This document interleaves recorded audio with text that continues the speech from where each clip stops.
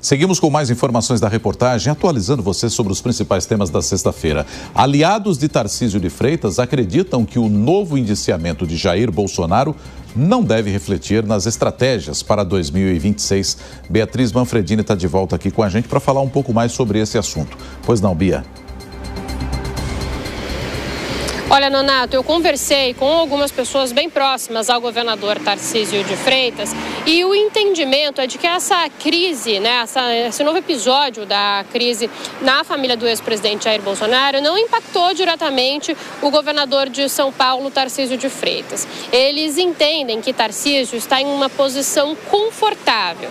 Isso por quê? Porque ele nunca se colocou como um candidato à presidência da República, pelo contrário, sempre vem dizendo que tenta, então, e que deve tentar, aliás, a reeleição pelo estado de São Paulo. Portanto, o entendimento dos aliados é o seguinte: o governador tem um bom resultado no estado de São Paulo. Hoje mesmo a gente acompanhou os resultados da pesquisa Genial Quest, com cerca de 60% aí de aprovação da gestão dele, entre outros resultados em que ele pontuou bem.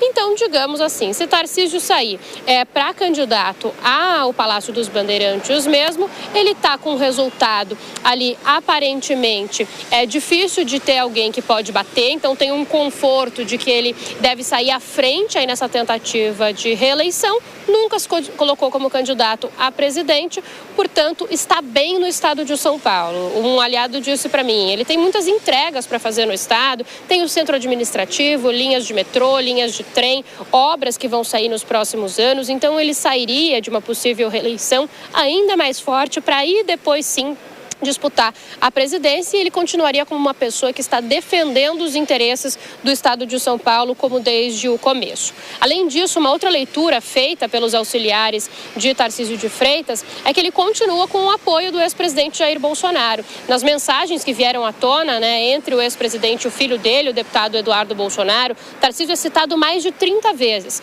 Mas uma coisa que foi destacada pelos aliados é que em nenhum momento o Tarcísio foi criticado pelo ex-presidente, sempre por Eduardo. E eles acreditam que essas críticas de Eduardo não trouxeram nenhum fator surpresa, não foram novidade para as pessoas e para o eleitorado. Isso porque Eduardo já criticava Tarcísio há algum tempo nas redes sociais, em mais de um episódio, criticava também outros governadores. Então eles entendem que Eduardo já é uma figura tida como alguém que era esperado que fizesse esse tipo de crítica a Tarcísio e que Bolsonaro não demonstrou apoio a essas críticas em nenhum momento. Então a lealdade do ex-presidente foi bem vista também pelos aliados como algo que vai fazer com que Tarcísio não perca esse apoio e ainda mais, como um possível aval de Jair Bolsonaro para que Tarcísio até mesmo concorra à presidência da República em 2026.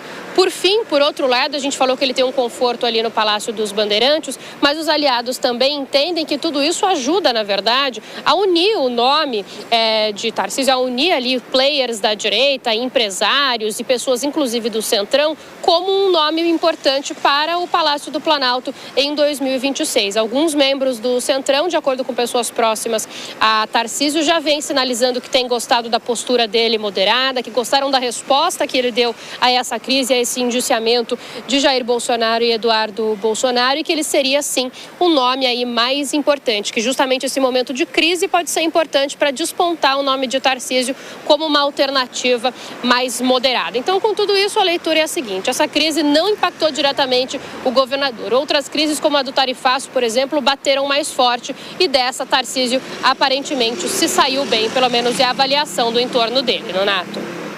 Beatriz Manfredini, muito obrigado pelas informações nesta manhã, e eu quero chamar a sua atenção também para o nosso site, porque está lá na coluna da Beatriz Manfredini esse assunto absolutamente destrinchado e detalhado. Aliados veem Tarcísio confortável, lealdade de Bolsonaro e minimizam também Eduardo. É a apuração da Beatriz Manfredini. Você vai no nosso site, vai no espaço Colunistas e clica lá em Beatriz Manfredini para ter todo o detalhamento, está aqui a explicação para você, e acompanhar de perto essa história envolvendo o governador de São Paulo.